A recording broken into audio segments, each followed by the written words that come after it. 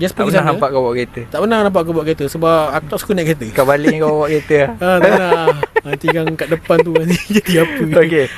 So benda ni just pergi sana. Lesen ada, dia akan minta apa semua, just prosedur IC dengan lesen lama. Okay. Tunjuk legit. Okay. Cakap saya nak buka L memandu selama dia akan tanyalah berapa lama awak nak buka. Okay. Dia tanya benda tu je. Oh, basic benda macam tu lah. Dan tunggu setengah jam dekat dalam JPJ tu. Lepas tu dah dapat physical lesen. Kertas dengan laminate macam tu je. Warna biru. Lesen lama kira terbatal ke boleh tak. boleh pakai lagi? Lesen lama kita still ada.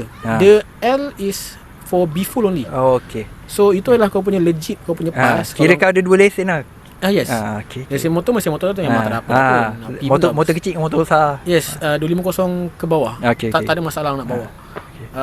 Just benda tu untuk pass. Let's say kalau ada roadblock apa semua, pastikan motor kau ada tampal L tau. Motor kau ada kan?